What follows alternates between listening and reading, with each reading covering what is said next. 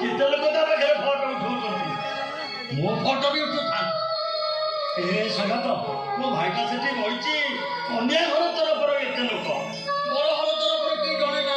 ମୋ ଭାଇଟା ସେଠି ଏକା ବଇଛି। ଆଉ ଗୁଣରୁ ସେ ଏକୁଟିଆ ବସେ। ମୋର କ'ଣ ଇଚ୍ଛା ଅଛି ଜାଣିଛି, ତୁମତି ଯାଇକି ଟୋକାଟାକୁ କୁଣ୍ଢେଇ ପକା। ଆଉ ବଡ ପାଟି କରି କହନ୍ତି ଏ ରଜତଟା ମୋ ସାନ ଭାଇ। ସେ ଏକା ନୁହଁ, ତା ବଡ ଭାଇ ଶଙ୍କର ନାୟକ ତା ପାଖରେ ଅଛି। ଅନ୍ୟମାନେ କେହି କିଛି କହିବା ଆଗରୁ ତୋ ସାନ ଭାଇ ତୋତେ କହିଥାନ୍ତା ତୁ ତା ଭାଇ ନୁହଁ। ଅନ୍ୟ ଶଙ୍କରା ନାୟକ କିଏ ସେ ତାକୁ ଚିହ୍ନିନି କି ଜାଣିନି। ତାପରେ ସେମାନେ ତୋ ଗଳାରେ ଧକ୍କା ମାରି ଏଠୁ ବିଦା କରିଦେଇଥାନ୍ତେ। ଏଇଟା କ'ଣ ଠିକ ହେଇଥାନ୍ତା? ଏମିତି କାହିଁକି ହେଲା ସଙ୍ଗତ? ଭୁଲ କ'ଣ? ଭୁଲ ତୋର ଏଇ ଯେ ତୋ ମୁଣ୍ଡରୁ ଏପର୍ଯ୍ୟନ୍ତ ଭୂତ ଯାଇନି। ତୁ ଭାବୁଛୁ ତୋ ସାନ ଭାଇର ବାହାଘରେ ତୁ ତା ବଡ ଭାଇ ହେଇଆଛୁ ବୋଲି। ହେଲେ ତୁ ଭୁଲି ଯାଉଛୁ ଏ ବାହାଘରେ ତୁ ଢୋଲିଆ ହେଇ ଢୋଲ ବଜେଇବାକୁ ଆସିଛୁ ବୋଲି। ସେଇଥିପାଇଁ ତୋ ଢୋଲ ମାଡ଼ ତାର ମାନି। ସତରେ ମୋ ଢୋଲ ମାଡ଼ ଆଉ ତାର ମାନିବନି ରେ ସଙ୍ଗା। କେମିତି ମାନିବ ତୁ କହୁଛୁ? ମନ ଥିର ହେଲେ ସିନା ହାତ ଚାଲିବ। ହାତ ଚାଲିଲେ ସିନା ବାଜା ତାଳରେ ବାଜିବ। ମନ କହୁଛି ମୁଁ ବଜେଇ ପାରିବିନି। ତୁ ପାରିବୁ ତୁ। କାରଣ ତୁ ରାମା ଦାମ ସାମା ନୁହଁ। ତୁ ପୁରସ୍କାର ପ୍ରାପ୍ତ ଫଳ ଭାତକ ଶଙ୍କରା ନାୟକ। ତୁ ଖାଲି ଭୁଲି ଯା ଏଠି ତୋ ସାନ ଭାଇର ବାହାଘର ହଉଛି ବୋଲି। କେବଳ ଏତିକି ମନେ ରହ, ଟଙ୍କା ନେଇ ପରିବାର ପୋଷିବା ପାଇଁ ଭଲ ବଜେଇବାକୁ ଆସିଥିବା ତୁ ଗୋଟେ ଢୋଲିଆ। ଏ ଶୁଣାଥ, ଆରେ ଟିକେ ଭଲ ଭାବରେ ଚିନ୍ତା କର। ଯୋଉ ସାନ ଭାଇକୁ ମଣିଷ କରିବା ପାଇଁ ତୁ ଲୁହ ଲହୁକୁ ଏକାଠି କରିଦେଲୁ, ସେଇ ସାନ ଭାଇ ତୋର ନିଜର ଜାଣି। ଏବେ କହ କିଏ ତୋର ନିଜର? ତୋର ସେଇ ସାନ ଭାଇ।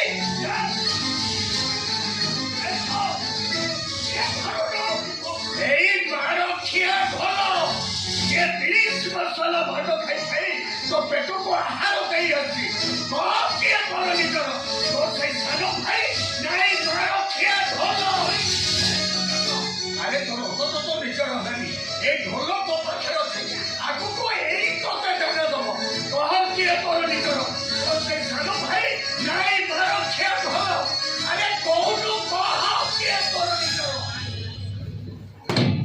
ଆରେ କ'ଣ ଚିନ୍ତା କରୁଛୁ ରେ ସଙ୍ଗାତ?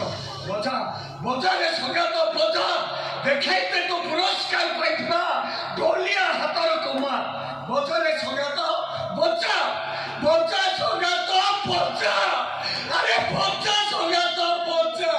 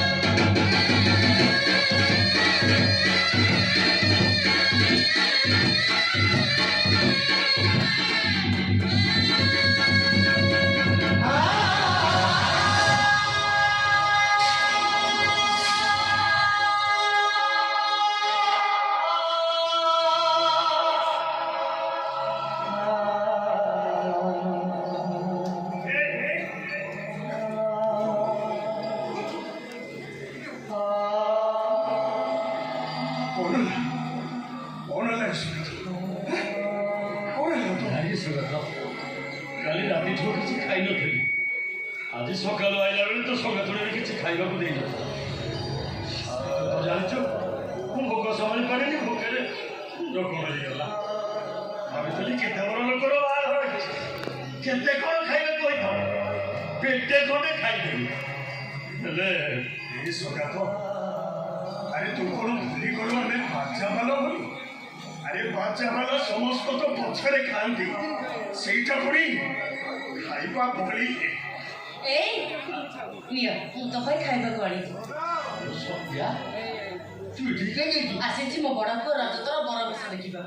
ତୁ କେମିତି ଯାଇଲୁ ରଜତ ଏଇ ମଣ୍ଡପରେ ବାହାଘର? ଏଇ ବାହାଘର କାର୍ଡରୁ ସେ ଝିଅଟା ସେଥିରୁ ଆମ ଘରେ ଗଳି ପକେଇ ଆସିଥିଲା। ଏଇ ବାହାଘର କାର୍ଡରୁ ଜାଣିଲି ଆମ ରଜତର ଏଇ ମଣ୍ଡପ ଉପରେ ବାହାଘର ହଉଛି। ଆଉ ଏଠିକି ଆସି ତମକୁ ଯେତେବେଳେ ଦେଖିଲି ଭାବିଲି ତମେ କେତେ ଚାଲାକ। ମତେ ନଥଳି ଲୁଚି ଲୁଚି ଚାଲି ଆସିଛ ଭାଇର ବର ବେଶ ଦେଖିବ। ଆଲୋ ନାଇଁଲୋ, ମୁଁ ଜାଣିନଥିଲି। ଏଇ ସକାଳ ଜବର ସବୁ ଜାଣିଥିଲା, ହେଲେ ମତେ ଆଗରୁ କହିଲାନି। କଣ ହେଲା? ତମେ ସକାଳୁ କିଛି ଖାଇକି ଆସିନ ଆଉ କଣ ଦିଟା ଖାଇଦବ ତୁ ଖାଇବାକୁ ଯାଇନୁ କେତେ ଲୋକ ଖାଇ ଯାଉଛନ୍ତି କେତେ ପ୍ରକାରର ହେଇଛି କୋଉଠୁ ଆଣିଲି ମାନେ ହେଇଟି ଦେଖିବା ମୁଁ ତମ ପାଇଁ କେତେ ରକମର ଆଣିଛି କଣ ଆଣିଛୁ କୁକୁଡ଼ା ମାଂସ ଛେଳି ମାଂସ ଛେନା ତରକାରୀ ପାମ୍ପଡ଼ ଖଟା ମୁଁ କେତେ ରକମର ଆଣିଛି ଏ ସଙ୍ଗାତ ମତେ ବି ଭାରି ଭୋକ ଲାଗିଲାଣି ତୁ ଏଇଠି ବସି ଖାଇଦେ ମୁଁ ଯାଉଛି ସେପଟରେ କଣ ଖାଇବି ହଁ ସଗାତ ତମେ ଯାଅ ସେପଟେ ଖାଇବ ତୁ ଟିକେ ଖାଇବୁ କଣ ହେଲା ସେ ଲୋକମାନଙ୍କ ଭିଡ଼ରେ ବସିକି ଯାଇ ଖାଇବା ନେଇ ପଳେଇବୁ ନାଇଁ ମ ମୁଁ ଛିଡ଼ା ହେଇଥିଲି ଆମର ଅଯୋଧର ନଜର ପଡ଼ିଗଲା ପାଖକୁ ଦୌଡ଼ି ଆସିଲା କହିଲା ବୋଉ ତୁ ଖାଇଛୁ ଖାଇଲୁଣି ମୁଁ କହିଲି ନା ଗୋଟେ ଲୋକକୁ ଡାକିଲା କହିଲା ଇଏ ହେଉଛି ମୋ ବୋଉ ୟାକୁ ନେଇଯା ଖାଇବାକୁ ଦବୁ ମୁଁ ଖାଇଲି ତମ ପାଇଁ ବି ନେଇ ଆସିଲି ତମେ ବସିଲ ସକାଳୁ କିଛି ଖାଇ ରଜ ଦୁଟା ଆମର ଅନ୍ୟମାନଙ୍କ ଭଳିଆ ହବନି ନା ତମେ ଆଗ ଖାଇଲ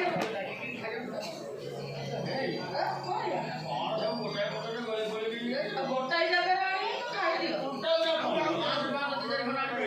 ଖାଇଦିଅ ତମାନଙ୍କୁ ମନା କଲା ପରେ ବି ତମାନେ ଆସିଛ କଣ ଚାହୁଁଛ ମୁଁ ଏଠି ବେଜିଥିବି ଲୋକମାନେ ମତେ ଛି ଛାକର କର ମୋ ଭାଇ ସକାଳେ ପରେ କିଛି ଖାଇକି ଆସିନାହାନ୍ତି ସେ ଖାଇସାରନ୍ତୁ ତମ ଦି ଭାଇ ବସି କଥାବାର୍ତ୍ତା ଖାଇବା ପାଇଁ ଯଦି ମରିଯାଉଥିଲ ମତେ କହିଲନି ଟ୍ରକରେ ଲୋଡ୍ କରି ଖାଦ୍ୟ ପଠେଇଥାନ୍ତି ଖାଇବା ତ ପାଇଁ ଏତେ ବଡ ହେଇଗଲା ନା ପ୍ରେଷ୍ଟିଜ୍ ବଡ ହେଲା ଖାଇବା ତ ଖାଇବା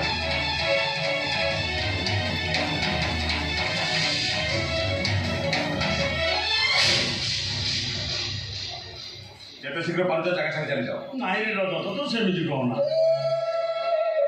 ବାହାଘର ସରିବା ଯାଏ ଆମକୁ ତ ଏଠି ରହିବାକୁ ହବ ତା ନହେଲେ ତୋ ଶ୍ୱଶୁର ଆମକୁ ଟଙ୍କା ଦେବେ ନାହିଁ ମୋ ପାଇଁ ଆମ ଦଳ ବଦନାମ ହେଇଯିବ ଏ ଗୋଟାଏ ଟଙ୍କା ପାଇବେନି ରେ ତାମାନେ ରବି ଭରସା ଟିକେ ଆସିନି ମ ତୋ ଭାଇ ଢୋଲିଆ ହେଇ ଆସିଛନ୍ତି ଆଉ ମୁଁ ଲାଇନି ମୁଣ୍ଡେଇକି ଆସିଛି ବିଶ୍ୱାସ କର ଆମେ କାହାକୁ ଚିହ୍ନ ଦବୁନି କାହାକୁ କିଛି କହିବୁନି କେମିତି ଆଉ ଚିହ୍ନା ଦେଇଥାନ୍ତି ଖାଇବା ଆଣି ସାରିଲାଣି ଭାବୁ ତୁମକୁ କେହି ଦେଖିନଥିବେ ମୁଁ ଯାଇନଥିଲି ବୋଉ ଯାଇଥିଲା କାଲି ରାତିଠୁ କିଛି ଖାଇନଥିଲା ତ ସେଥିପାଇଁ ହଉ ତୁ ବି ପ୍ରମାଣ କରିଦେଲୁ ଭିକାରୀର ସ୍ତ୍ରୀ ଭିକାରୁଣୀ ହେଇପାରେ ଲୋକମାନଙ୍କର ପଶି ଖାଇବାଣିବାକୁ ତ ବିବେକ ଟିକେ ବାଧା ଦେଲାନି ଯଦି ଦରମା ଘଟାନ୍ତା ପଚା ଥାନ୍ତା ତ ବଡ଼ ଭିଆଣ କରିବାକୁ ତ ତୁ ସେଟା ମୋ ନାଁ କହିଦେଇଥାନ୍ତ ତୋର ସାହସକୁ ମାନିବାକୁ ପଡ଼ିବ ଶୁଣ ମୁଁ ତମକୁ 5 ମିନିଟ୍ ସମୟ ଦେବି 5 ମିନିଟ୍ ଭିତରେ ଜାଗା ଛାଡ଼ି ଚାଲିଯାଅ ତା ନହେଲେ ଦୌରାଙ୍କୁ କହିବି ତମମାନଙ୍କୁ କଳା ଧକ୍କା ଦେଇକି ବିନା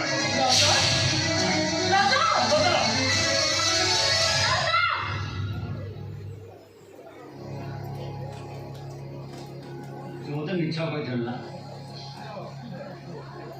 ତୁ ମୋତେ ମିଛ କହିଥିଲୁ ନା ତୁ ସେ ଖାଇବା ଆଣିବାକୁ କୋଉଠି ଯାଇଥିଲୁ ତୁ କ'ଣ ମୋ ଭାଇ ରହିଛ ତୁ ନିଲାମ କରି ମୋତେ ଟିକେ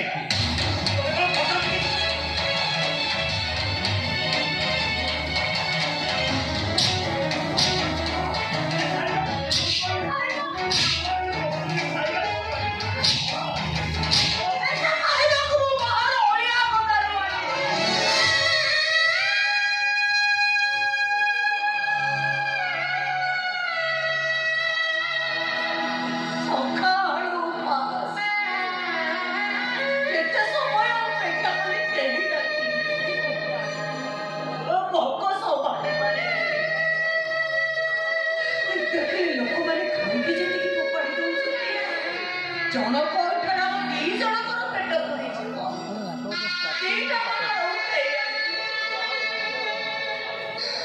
ଖଟାରେ ମୁଁ କହିଲି ସେଇଥିପାଇଁ ପତର ସାରା ଖାଲି କଟା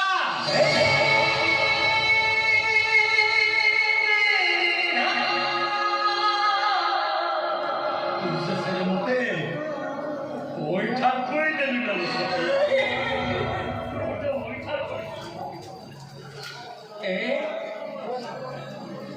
ନା ମୋ ବଡ଼ ପୁଅର ଅଯୋଜନା ମଣିଷ ବଦଳିଛନ୍ତି ହେଲେ ଏମିତି ବଦଳିଛନ୍ତି ମୁଁ ସ୍ୱପ୍ନରେ ସୁଦ୍ଧା ଭାବିପାରୁନି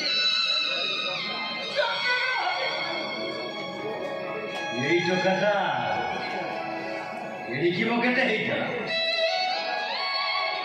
ତାକୁ କାନ୍ଧରେ ବସାଇ ଗାଁ ଦାଣ୍ଡରେ ଚାଲି ଚାଲି ମେଳା ଯାତ୍ରା ଦେଖି